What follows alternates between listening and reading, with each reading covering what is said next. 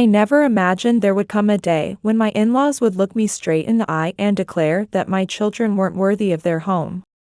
Yet there I stood in my pristine kitchen on that crisp December morning, staring at my phone in utter disbelief, my world crumbling around me. Christmas was just weeks away, and my mother-in-law's voice rang with an unusual lightness that made my heart flutter with false hope. "Kathy, dear, I want to discuss our Christmas plans," she chirped through the phone. For a moment, my heart soared with relief, foolishly believing that despite our past tensions, we could still preserve those precious family moments that meant so much to my children. "Of course, Mother," I replied, already envisioning the warm glow of their grand Victorian home, with its tantalizing aroma of roasted turkey and cinnamon that always seemed to embrace visitors like a gentle hug. But then came that slight pause, that hesitation in her voice that sent a chill down my spine.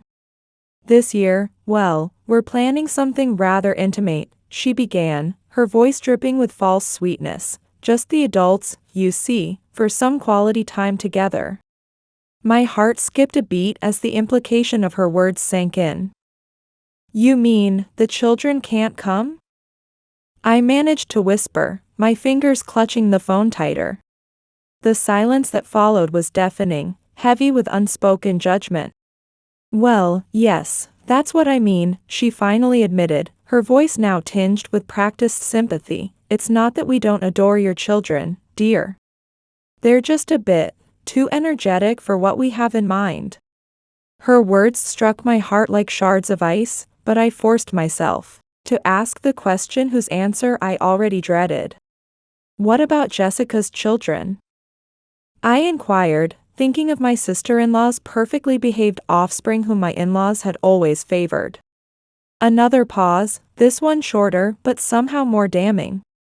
"Jessica and Eric will be joining us with their children," she announced with an air of superiority that made my blood run cold. "But then, their little ones are so well-mannered, aren't they? So appropriate at the dinner table." Something snapped inside me, at that moment, like a string pulled too tight finally breaking. "Emily is only 7, and Ben is barely 4, I protested, my voice trembling with barely contained emotion. "They're children, they're supposed to be energetic. And they adore you both so much, they've been looking forward to seeing you." But my mother-in-law's tone had already turned to ice. "Kathy, don't take this personally," she said dismissively, "we simply want a peaceful gathering." "Not take it personally?" My heart shattered into 1,000 pieces as the full weight of her rejection crashed down upon me. I clenched my jaw tightly, forcing back the bitter words that threatened to spill from my lips. This wasn't just about a Christmas dinner, it never had been. For years, my in-laws had treated my children like an afterthought, while Jessica's children were cherished like precious jewels in their golden crown. They'd always shown up eagerly for their grandchildren's school events, but only for Jessica's kids. They had never once attended Emily's dance recitals, not even when she played the lead fairy in her first-grade performance. Even Christmas gifts told the same story, lavish presents for Jessica's children while mine received mere token offerings, as if they were distant relatives rather than grandchildren. And now, they weren't even trying to hide their favoritism anymore. "I can't believe this," I whispered, my voice hoarse with disbelief. "So my children aren't invited, but Jessica's are welcome?" "Oh, Kathy, don't be so dramatic," my mother-in-law sighed with practiced patience. "It's just one dinner, and of course, you and Mark are still invited." I almost laughed at the absurdity of it all. They expected us to come without our children, to abandon them at home while we celebrated with the worthy part of the family. Through the tightness in my throat, I managed to speak with a calm I didn't feel. "Mother, if my children aren't welcome, then neither am I." A long silence stretched across the phone line like a winter's night. Then came her dismissive response, cold as frost, "Suit yourself." The line went dead, leaving me standing in my kitchen, staring at my phone screen as my heart raced and my breath came in shallow gasps. From the next room, I could hear my children's laughter, sweet and innocent. Emily and Ben were probably building one of their pillow forts, blissfully unaware that their grandparents had just cast them aside like unwanted toys. They still believed they were loved unconditionally, their little hearts untouched by the cruel reality of adult prejudices. I took a deep breath, feeling the weight of years of trying to please my in-laws, of striving to be the perfect daughter-in-law and create the perfect family they seemed to demand. What if I gave in and went to that Christmas dinner without my children? The thought of them waiting at home, wondering why they weren't good enough to be invited, made my heart ache. I refused to be that kind of mother. No, this had to end here. They had made their choice, and now I would make mine. Let them regret their decision, I knew they would, eventually. The weight of my mother-in-law's words hung heavy in the silent kitchen, broken only by the soft hum of the refrigerator.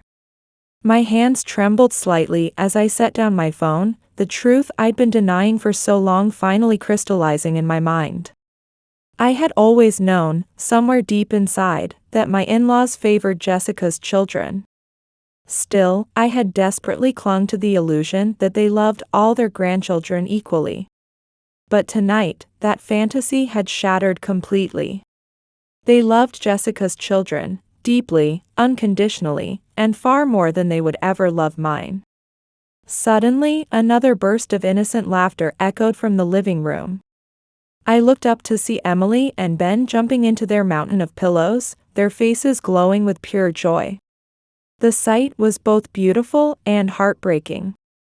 My children deserved so much better than this, they deserved to be cherished, not merely tolerated.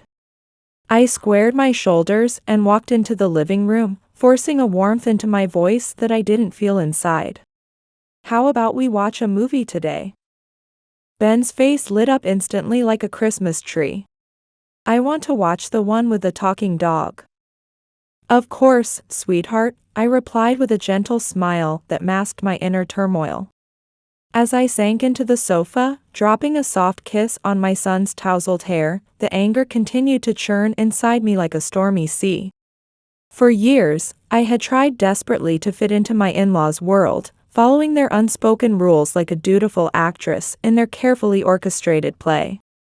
I had dreamed of the day they would treat me like Jessica's family, clinging to the naive fantasy that being the perfect daughter-in-law would eventually earn their acceptance. If I'm just good enough, they'll finally welcome me, I had told myself, like a child believing in fairy tales.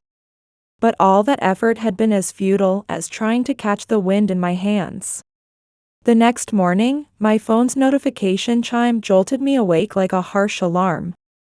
A message from Eric, Jessica's husband, glowed on the screen with smug superiority. Mom says you're making a fuss about Christmas. Why do you always have to be so dramatic? I clenched my jaw, feeling the familiar tension build as I stared at the screen. Of course, my mother-in-law had run straight to Jessica and Eric with her version of events. My fingers flew across the screen as I typed my response. Oh. Did she tell you the whole story? About how my children weren't invited while yours were welcomed with open arms? The typing bubble appeared and disappeared like a nervous heartbeat, followed by a telling silence. When Eric's reply finally came, it was exactly what I had expected, dripping with condescension. We just want a quiet celebration, Kathy. You know your kids are a bit too energetic.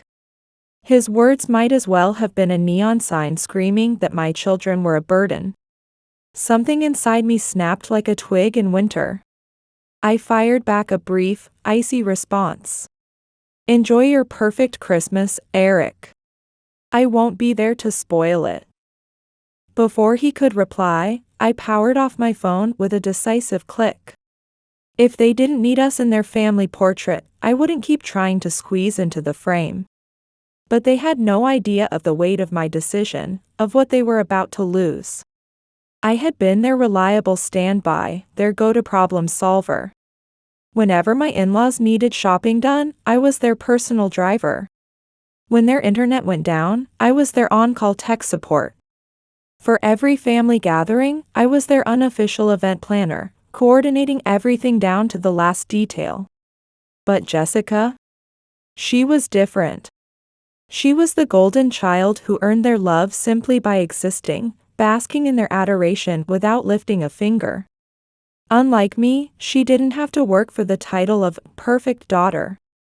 Well, if I wasn't a family enough for them, then I wouldn't be their convenient helper anymore either.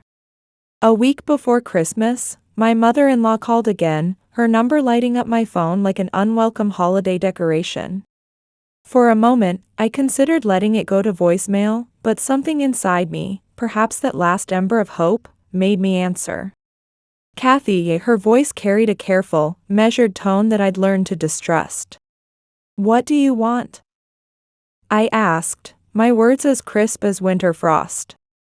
"I know you're angry, but won't you reconsider? We really want you and Mark to come," she cooed, her voice dripping with practiced sweetness. I took a deep breath, waiting for the other shoe to drop. "Just the two of us, you mean?" I prompted, already knowing the answer. "Yes, exactly."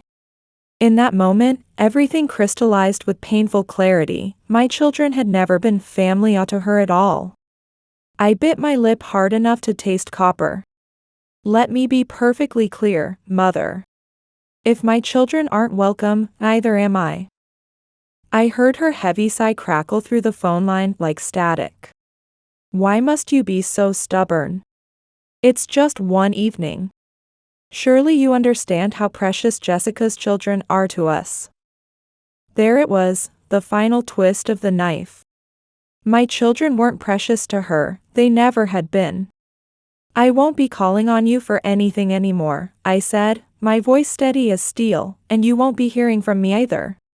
Kathy, you can't just..." I ended the call before she could finish, my finger pressing the red button with finality. This time, no tears came, they'd all dried up, replaced by something stronger, liberation. That weekend, my father-in-law called, asking for help with their new television setup. I let it ring into silence. A message arrived from my mother-in-law, requesting I pick up her prescriptions. I left it unread, placing my phone face down like closing the cover on a finished book. For years, I'd been their convenient helper, their reliable errand runner, their on-call assistant. But I was done playing that role in their carefully scripted family drama. If they truly needed us, it would only be when they were ready to accept us as real family.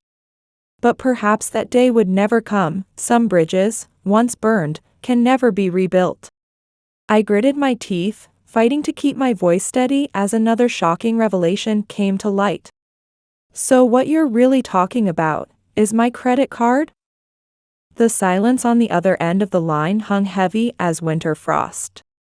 Then came my mother-in-law's derisive laugh, sharp as broken glass. "Why are you being so melodramatic? It's just a credit card, isn't it? With your income, supporting family should be natural." My knuckles turned white as I clenched my fist. "So you were planning to keep using my money indefinitely, hoping I wouldn't notice?" "Don't phrase it like that. You're being ridiculous," she sighed with theatrical patience. "We're your family, aren't we? Supporting us should be a given." I felt a wave of disbelief wash over me. Taking a deep breath, I spoke with an ice-cold calm that surprised even me. "Mother, my children aren't family to you, are they?"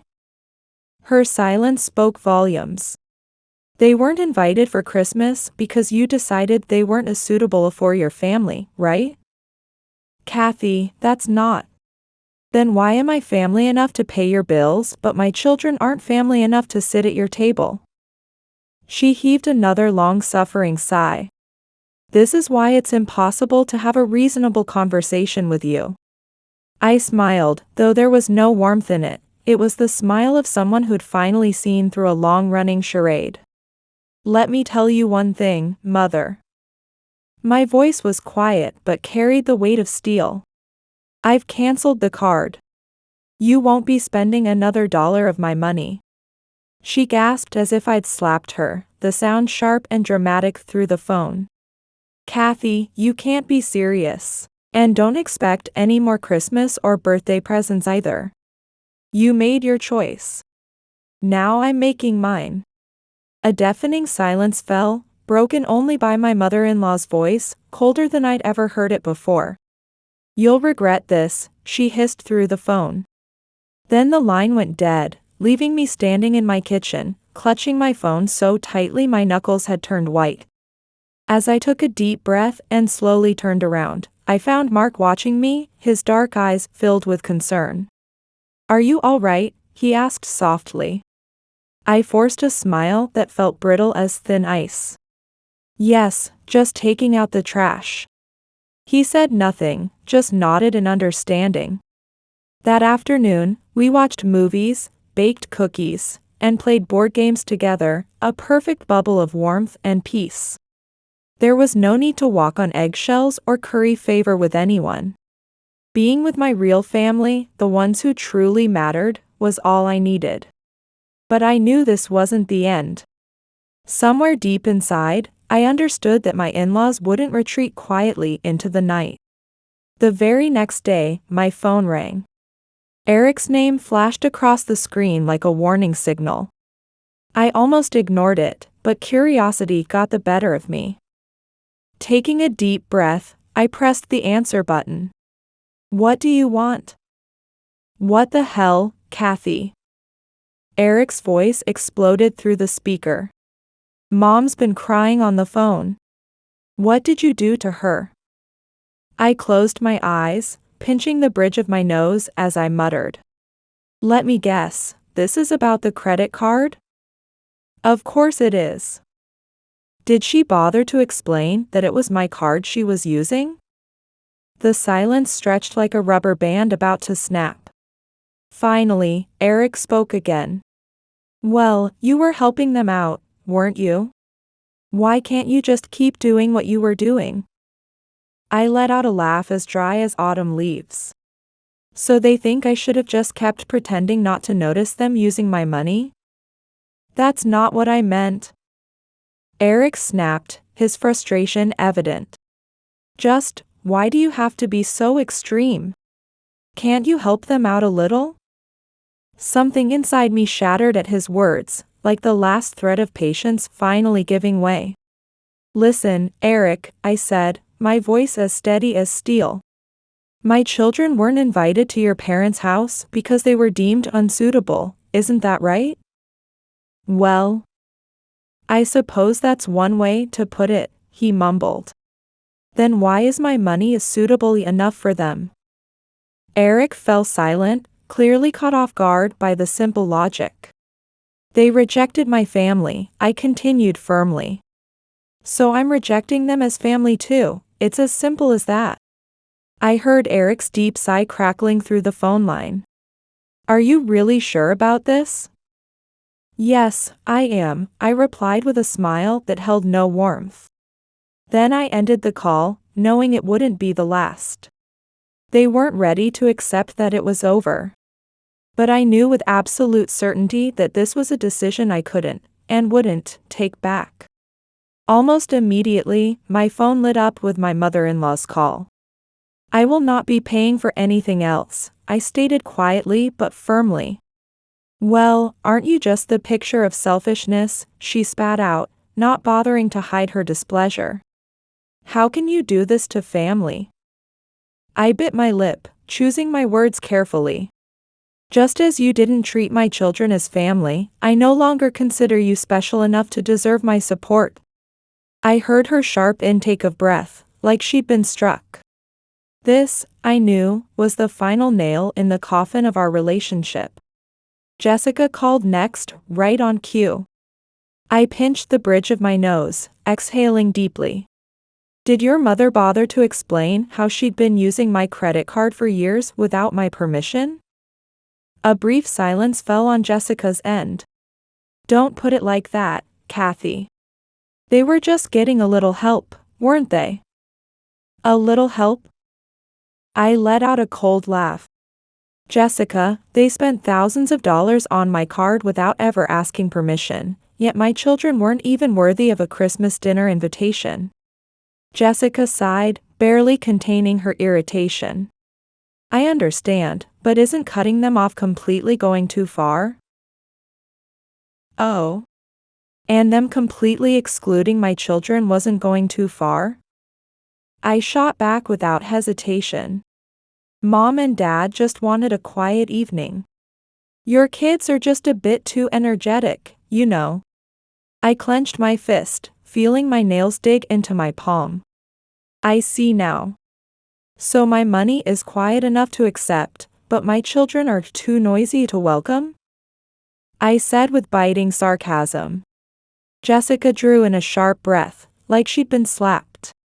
No, that's not what Yes, Jessica, it is.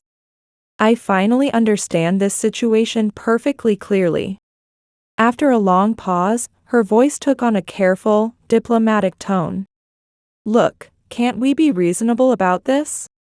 There must be some middle ground. Maybe you could agree to help with a fixed amount each month? That way nobody loses. I let out a laugh that was as dry as desert wind. So even after your parents explicitly said they prefer your children over mine, I should keep sending the money? Don't twist things like that. Jessica's voice turned sulky. They said it, Jessica. Those exact words. Jessica fell silent for a long moment. Fine, her voice had turned to ice. If you want to be this stubborn, that's your choice. But don't expect Mom and Dad to ever forgive you. I snorted. I don't care. I hung up before she could respond, ending the conversation with decisive finality. For the next few days, my in-laws employed the silent treatment, their favorite weapon. No calls, no messages, absolute radio silence. They were waiting for me to crack under the pressure, to come crawling back with apologies like I always had before, soothed by my mother-in-law's honeyed words about family. But they had miscalculated badly. I no longer needed their approval to validate my existence. Several days later, Mark retrieved an envelope from our mailbox, his brow furrowing as he checked the return address. It's from my parents, he said quietly. I felt my spine stiffen like steel at his words. Another guilt trip letter, I suppose? I said with a bitter smile, holding out the envelope to him. I decided there was no need to hide anything from my husband anymore. Why don't you read it? I suggested. Mark took a deep breath and broke the seal, but as his eyes fell on the contents, he gasped. It was a formal legal invoice, and the sheer audacity of it made me laugh in disbelief. You've got to be kidding me, I breathed, peering over his shoulder as my expression hardened. Are they serious about this? As Mark flipped through the pages, I could see his initial shock transforming into fury. His parents were demanding repayment for the costs of raising him, everything from food and education to medical expenses. They've calculated everything, right down to the last penny of my childhood expenses. Mark exclaimed, his face contorted in disgust as he held the papers. I can't believe they'd stoop this low. His voice was filled with confusion, but I could see that confusion morphing into something else entirely. Kathy, did you know? He asked suddenly, turning to me. Know what? That my parents were capable of something like this. I felt the words catch in my throat. I thought if I just kept the peace, kept quiet, but this is beyond anything I could have imagined. Mark started to say something, then stopped himself. After staring at the papers for a long moment, he let out a heavy sigh. I've been such a fool. What? All this time, I thought they were just being a bit difficult. But this. He slammed the papers down, running his fingers through his hair in agitation. This crosses every line. I watched him intently, rarely having seen him so emotionally raw. Mark. I never saw how much you were enduring, how much you were holding back. I'm so sorry. I stared at him in surprise, my eyes widening. No, this isn't your fault. Yes, it is. I should have seen it.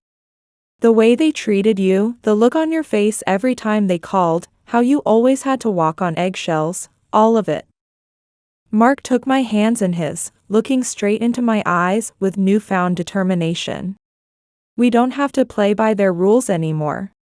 His words sent a warm current through my heart, melting years of frozen pain. I had never told Mark the full extent of his parents' behavior before.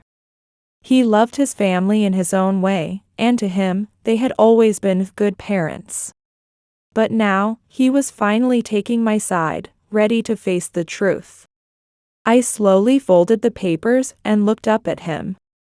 It's time to end this, once and for all. Mark nodded slightly, squeezing my hand with quiet strength. He looked down at the papers again, his jaw tightening like a steel trap. They really sent their own son an invoice? Mark shook his head in disbelief, sighing heavily. Yes, and they've itemized everything: food, clothing, school supplies, medical bills, down to the last detail. I blinked at the total amount at the bottom of the page. $80,000. They can't seriously expect us to pay this? I let out a derisive laugh. It's so desperate it's almost funny. I exhaled slowly, feeling anger rising from deep within my chest like a tide. This wasn't about money at all. This was about control, pure and simple. My in-laws were desperate to keep us tethered to them, like puppets on strings. I clutched the papers tightly, my resolve hardening like concrete. We're going to talk to them, face to face. The next day, we drove to my in-laws' house, the letter clutched in my hand like a weapon. When I knocked, my mother-in-law opened the door, her face darkening at the sight of me like storm clouds gathering. Well, finally decided to show your face? I ignored her barb, wordlessly holding up the letter. Do you really think this will work? She crossed her arms, her voice as cold as winter frost.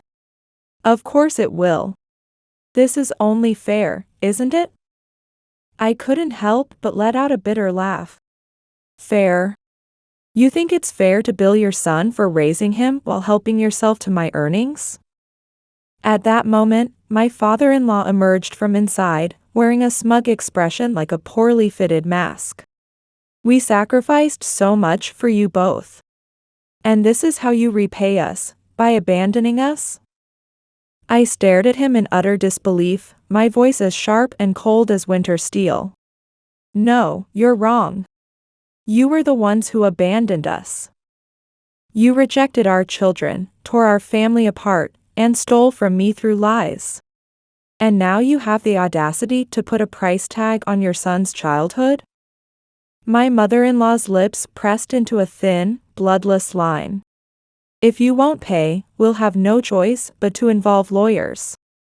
I met her gaze without flinching, steady as a rock in a storm. Go ahead. She blinked, thrown off balance by my calm defiance. What did you say? I crossed my arms, my stance as immovable as a mountain. Take us to court. Try explaining to a judge why you're billing your son for 20-year-old child-rearing expenses. Let the world see how shameless you are, suing your own son and his family. For the first time, I saw uncertainty flicker across their faces like shadows. My father-in-law cleared his throat, scrambling for words. We just thought you would understand. Mark let out a laugh as bitter as black coffee. Oh, we understand perfectly now. We were nothing but a cash machine to you. I tore the letter into pieces right there, letting them flutter to their feet like dead leaves. My mother-in-law gasped as if I'd slapped her. My father-in-law's face flushed crimson with rage. You ungrateful. We turned our backs and walked away, never looking back. The door slammed behind us with a finality that echoed like thunder. But we didn't flinch, didn't turn around. This was our decision, our declaration of independence. As we drove away, I felt the weight lifting from my shoulders like a heavy coat being shed. Their anger wasn't really about the money. What truly terrified them was that their son and I had finally broken free from their web of control. We would never go back, and strangely, that thought filled me with a profound sense of peace. Little did I know that our decision would prove even more right in the days to come, as my in-laws made their final desperate move. They weren't going to back down quietly. Their tactics were like water torture, persistent, relentless, slowly wearing away at your defenses. It started with seemingly innocent messages. 2 days before Christmas, a text arrived from my mother-in-law. "Kathy, this is ridiculous. We're family, aren't we? It's not like you to turn your back over one little argument." I ignored it, like swatting away an annoying fly. The next day brought another message. "Kathy, I forgive you. Come to Christmas dinner. We can pretend none of this ever happened." I almost laughed at her audacity. Forgive me? After they had hurt me, rejected my children, and helped themselves to my money without a shred of remorse? A few hours later, Jessica chimed in with her own message. "Mom and Dad are really hurt.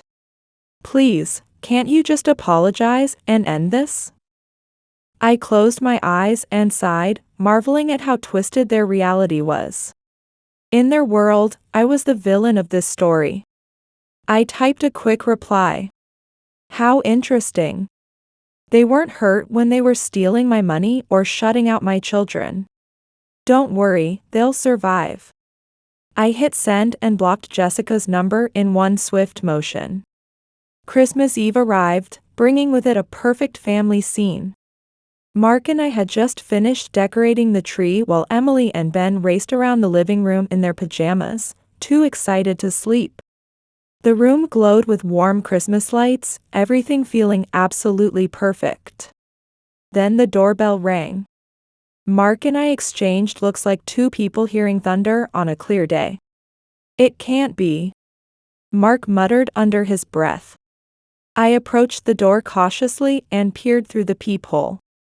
There stood my in-laws. I was about to ignore them when I noticed what they were holding. A large, beautifully wrapped present. Mark opened the door quietly. "What do you want?"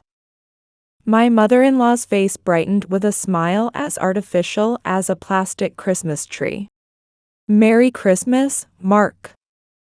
My father-in-law thrust the gift-wrapped package toward me.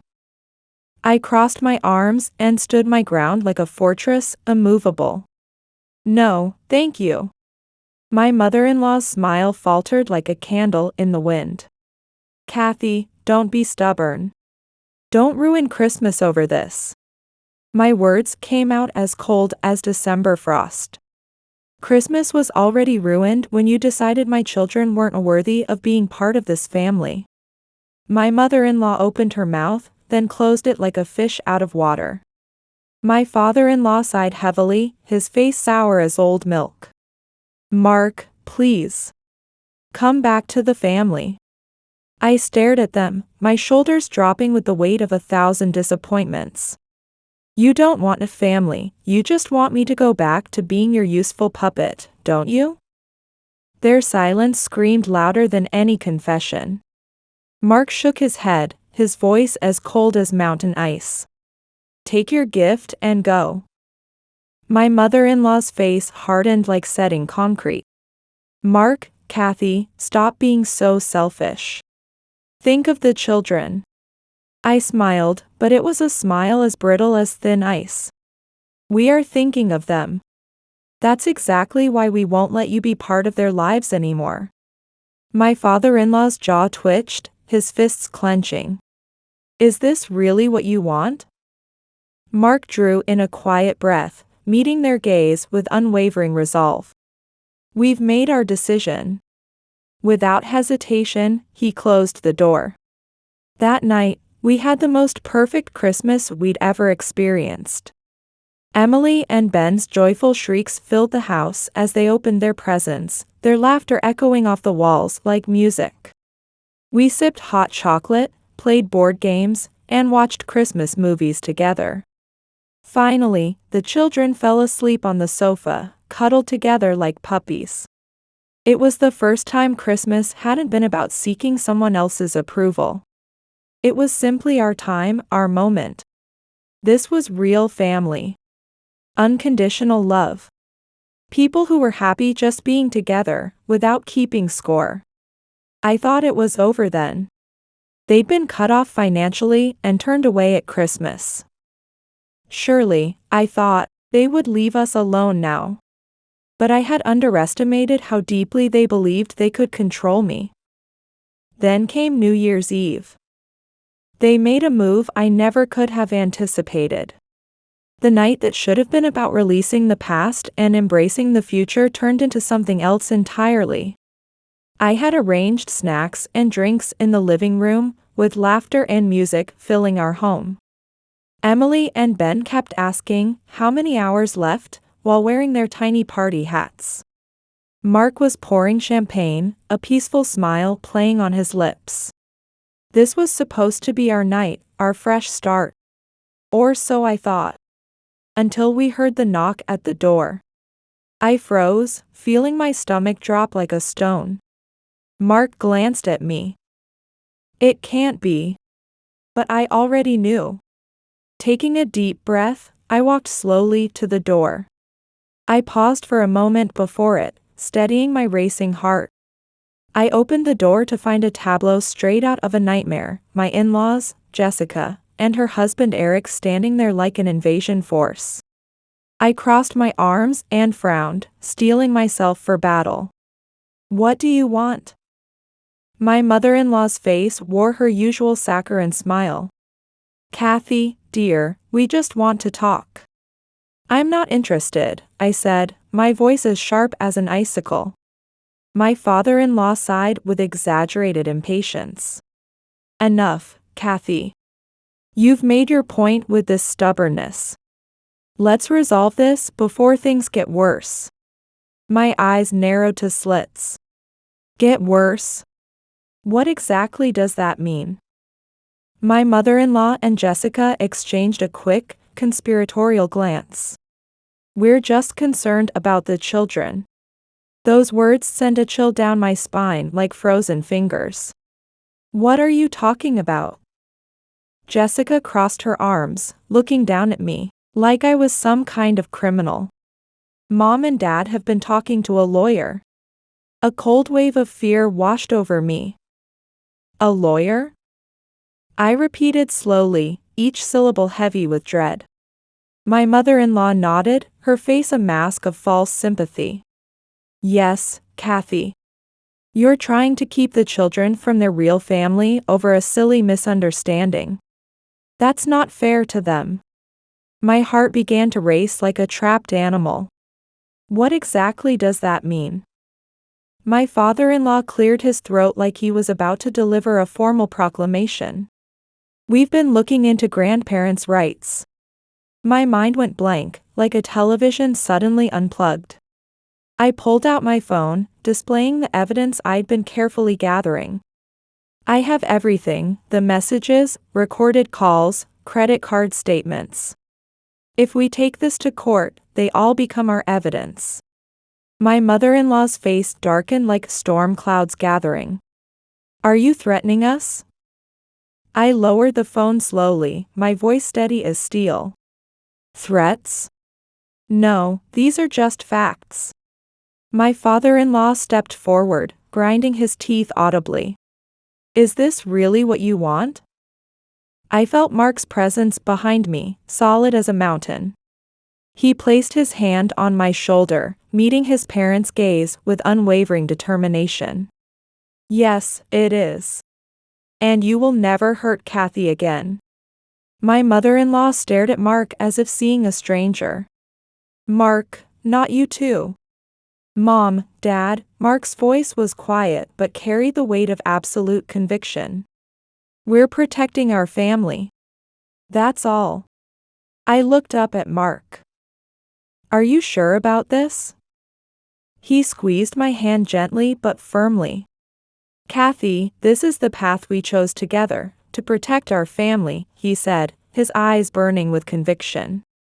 I searched his gaze and found not a trace of doubt, nodding quietly. My in-laws' faces contorted with rage. So that's how it is? My mother-in-law's voice trembled like a leaf in the wind. Don't come crying back with regrets.